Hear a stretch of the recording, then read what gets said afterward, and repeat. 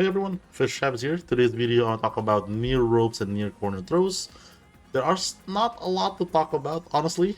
This is a pretty clear-cut, hey, they exist video rather than so much a big deep dive or anything. So this will be a pretty short video, hopefully. Y'all can look at the actual video link to prove me wrong, so we'll see. But yeah, near ropes and near corner throws.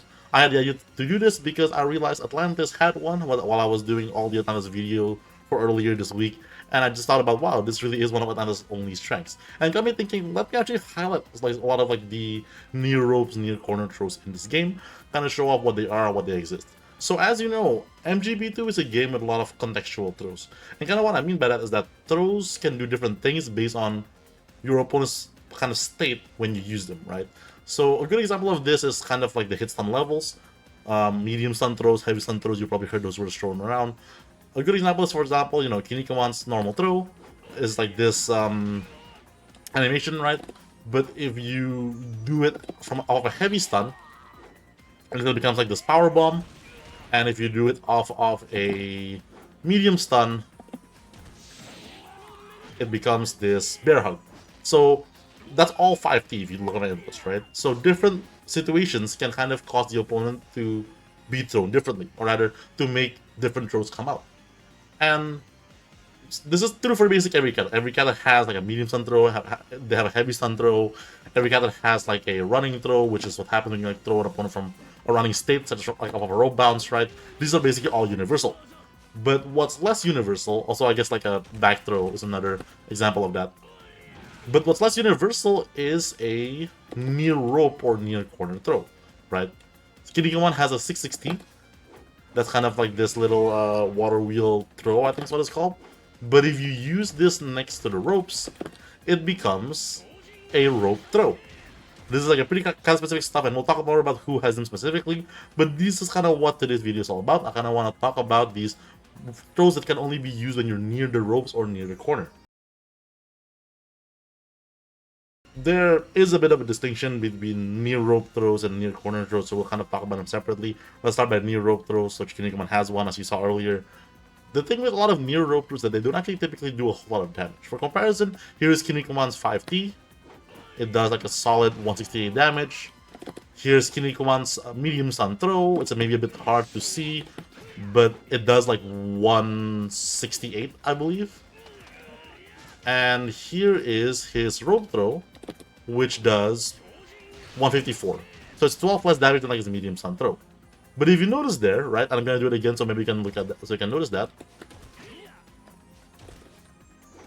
The medium stun throw drains the opponent's meter.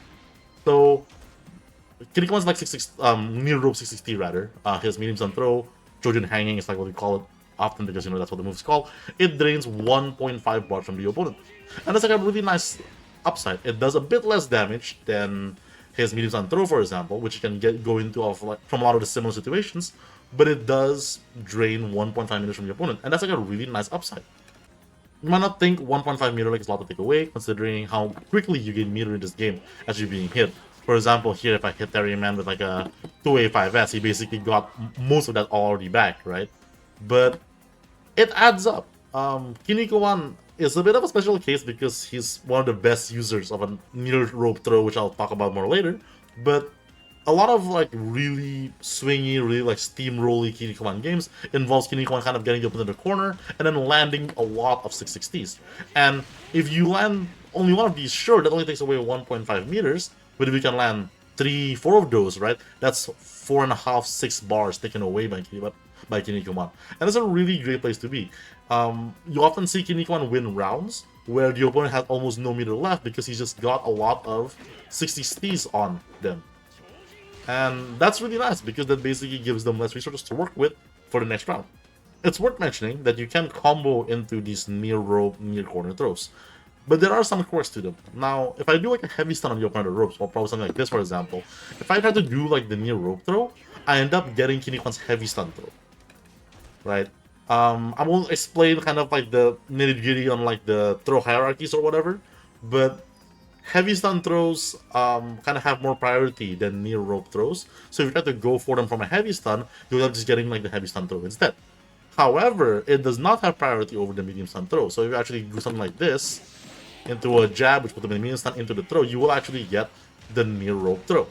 That's kind of how you can combo from a lot of those kind of, heavy stun situations. Likewise, off of like a rope bounce, if you try to go off of it straight from the rope bounce, you'll just get the, running throw, rope bounce throw. You have to put them in medium stuns first by doing something like a jab, and then that will combo into the near rope throw. While I've mainly been using Kinnikuman as my example, what I'm about to say next kind of applies to everyone with a near rope throw, in that when you get a medium stun at the ropes, whether that's from like a heavy stun into a jab or like a rope bounce into a jab, you basically get the option to either go for a near rope throw or for one of the other options of a medium stun. And these normally have like the upside and downsides. For example, with Kinnikuman, if I were to do what I was showing earlier, to a 5S, jab into a rope throw, I actually get an OTG off of this. I can get a 2A, which that's for like a really nice 4-4A damage. Or I can do like a 2A 5S, jab, Kinniku Buster. And this will do quite a lot more damage, but of course at the cost of more meters, right? So that's kind of like the options that I have, and a lot of characters kind of have similar options. So do I go for like a special throw, or maybe like another medium stun combo? Sometimes maybe get like a stun over full juggle off of like a rope bounce or whatever. Or do I go for my near rope throw that might be less damage but drains some meter? Now, pretty specifically for Kinnikuman, his near rope throw is pretty damn good, where, it does pretty good damage, and it even lets him OTG off of that, and that's really nice, all things considered. And that actually makes it generally his best meterless option if he does get a rope bounce. Sure, it's less damage than if he does like something like this, right? Because like this similarly gives him a same OTG, which I missed there, but don't worry about that. But for only 14 less damage, you basically get to drain some of their meter, and that's really nice to have. Which is kind of why you see like a lot of Kinnikuman players play, and they're all about trying to get to that ropes and then trying to land a lot of 660s, because that just, does really nice damage, lets them OTG, good positioning, and denies your opponent meter. Of course, what I just said doesn't apply to every character like near ropes throw, but it's a pretty good rule of thumb that if you can combo into like their near rope throw, it tends to be one of their best meterless options. So if your character has one, be aware of that, be aware when you're near the ropes. Oh yeah, one thing that I forgot to mention earlier is that near rope throws kind of require you to be on like the right axis against the ropes, if that makes sense. Like if you were kind of off axis a little bit, such that throwing them will leave them not parallel to the ropes, oftentimes like the near rope throw won't come out, and instead you'll just get the closest approximate throw. A good example of this, for example, is if I hit the opponent from like axis like this. If I try to go for a near rope throw, instead I'll get Kevin's like 2-1-4T medium stun throw, which is a really cool throw, but that is not his near rope throw, right? Instead, his near rope throw will something like this. That's a near rope throw, and you will know it because most near rope throws, actually I think all of them, involve the ropes in some way, hence why they're near rope throws, right? Now, near corner throws are kind of just near rope throws, but they only work in a corner. Quick side note, every corner is a rope, but not every rope is a corner. In other words, you can still go for near rope throws even at a corner, but obviously you can go for a near corner throw while you're not at a corner, right? So they're pretty similar in that regard, that it's a throw you can only use in specific positions, but a near corner throw kind of breaks the map of a near rope throw, where most of them are these kind of lower damage or like not great damage throw that drains meter. Near corner throws are almost universally the most damaging normal throw in a character's arsenal, because you have to be in a very specific position to use them, while draining even more meter than a near rope throw would. Kevin is one of the few characters to have both a near rope throw and a near corner throw. His near corner throw looks something like this. It's pretty neat, and it drains 2 whole bars while doing 192 damage. That's the highest damage throw in Kevin's entire list of throws. It even lets him OTG as well. It's a really solid throw. Now, the thing about a lot of near corner throws is that unlike a lot of near rope throws, where a lot of them, just because of the animation of them, hitting the opponent against the ropes or whatever, kind of giving you pretty good positioning, you basically still keep the opponent at the ropes, a lot of near corner throws are not that. So, Scarface's, for example, when you do his near corner throw, he kind of takes the opponent out of the corner, right? He basically ends up back in the middle screen, and okay, they're still kind of with their back towards this corner, but you don't quite get the same kind of good Oki that you do from a lot of near rope throws. In that regard, near corner throws are also different from near rope throws, in that they're much more like a damage cash out, I guess, rather than like something that you can use to keep up the pressure. Another pretty weird quirk that honestly kind of really only applies to Scarface. This probably also kind of technically also applies with a near rope throw, but I don't think anyone with a near rope throw is really affected by this. Is that to get like a near corner or a near rope throw, your character also needs to be pretty close to the ropes. So Scarface, right, his near corner throw, they put like his 2-3-60. You can kind of see that where he like does that. But Scarface also has a very big throw range, and as a result, his throw actually reaches from like this range. And if he does his 2-3-60 from this range, that happens. That is not his near corner throw, right? And it's quite unusual, but that's kind of like a pretty specific to Scarface quirk because of his throw range being really long.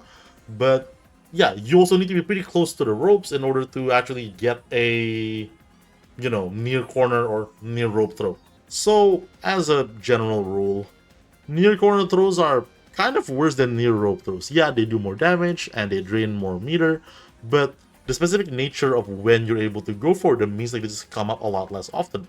If you have to pick one or the other, you'd much rather have a near rope throw because you can use them more often. You might think that, no, I should be able to get a near corner throw more often because a big part of MGP2 is getting the opponent to the corner, right? And then kind of pressuring them from there. And you're right, that is a big part of that. But you will soon find out as you kind of play around with characters with a near corner throw, and okay, I can probably show this, but there isn't really a great way to show this off effectively, so just like take my word for it, that kind of like the specific range where a near corner throw like will register is much more tight than you think. So it's actually kind of annoying where if the opponent was maybe like a little bit off axis like this, you know, like they're not quite at the corner, it wouldn't work. And that's kind of like here, it wouldn't work, and that's kind of really annoying, right?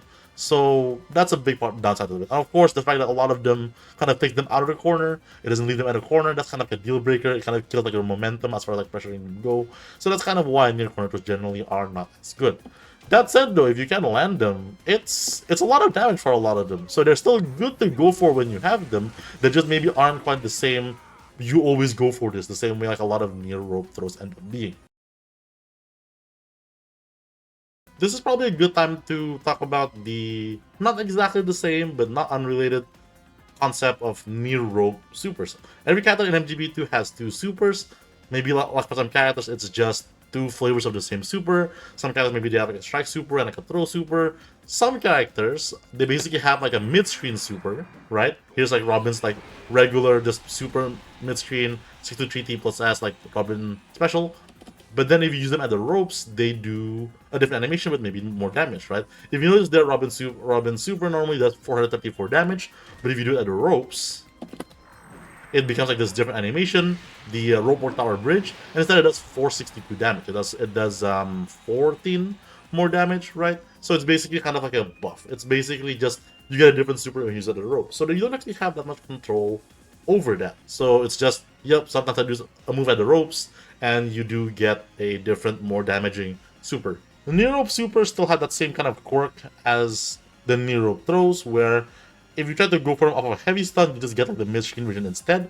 Here, if I do like a heavy stun straight into a super, you'll see that despite them being right against the ropes, I'm still getting like the mid-screen version. However, this doesn't apply from a rope bounce. If I do like rope bounce them into a super, you'll see that I'll still get the near rope version, right? So you might be wondering then, how do I combo into a near rope super off of like a heavy stun? You typically have to jump through some hoops, such as by doing like a CCC combo, something like this, for example. As you can see there, by doing CCC into super, you are able to combo into like the corner version, right? Or the near rope version. There are some characters that do the whole rope-only supers a bit differently. Norman, for example, has a strike super, 623A plus S, like the Kowloon wall drop. But at the ropes, and only at the ropes, you can do 623T plus S for a rope-only super throw. And if you kind of have this going on, where they typically only have a strike super, but then at the ropes, they get access to a rope-only super throw. It is worth mentioning that just because there's a near rope super doesn't mean like that is definitely better. Yeah, every near rope super always does more damage than the mid-range version, but maybe the mid-range version has better positioning, better OTG, that ends up being kind of better or not just strictly worse than a near rope super. Akuma Shogun Super comes to mind because his mid-range super Hell's Guillotine is, of course, less damage than the corner one, but as you can see in a second here after he does his cool little animation, Akuma Shogun can get it guaranteed to 148 OTG afterwards. The super does 465 damage, with the OTG it goes up to 540. On the other hand, his corner super, it's called Hell's Double Murder or something like that, does 495 damage. That is more damage than his Midkin super, but he gets no OTGs. So effectively, his Midkin super is actually more damaging. Alright, that tangent with supers over with. Let's go back to just normal near rope and near corner throws.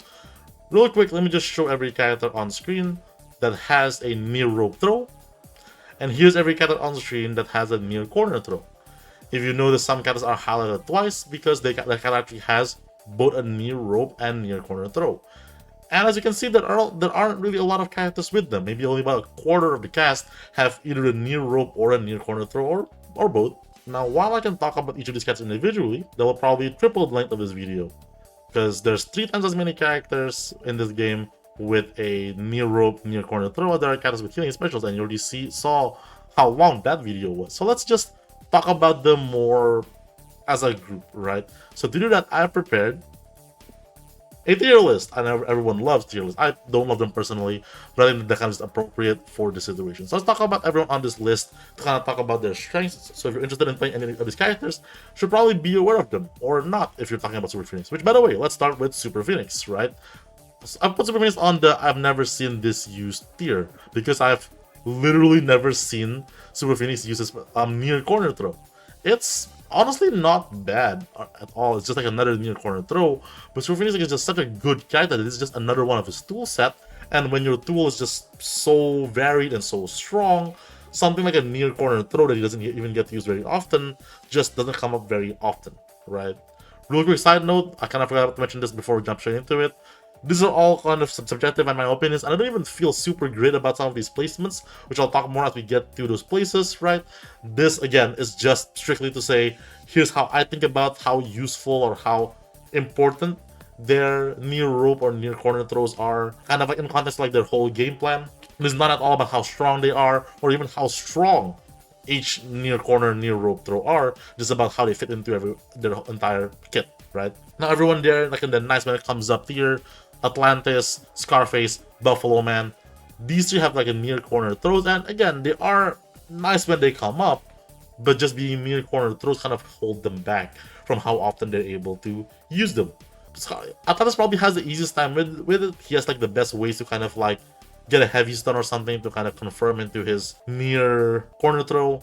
Buffalo Man probably has the worst time because like he doesn't even have a way to go from a heavy stun into his near corner throw, or like he can only like combo into it off of like a rope bounce, which definitely makes it like a lot worse for him. But these are all pretty high damage. I don't know for Scarface, but I know for sure Atlantis and Buffalo Man's guarantee some kind of pretty good OTG. So they're really good sources of damage when they do come up, but they just don't come up very frequently. Now the comes up often tier, I think are, you know, all characters with near rope throws, surprise surprise, and they're all characters who can make really good use for them.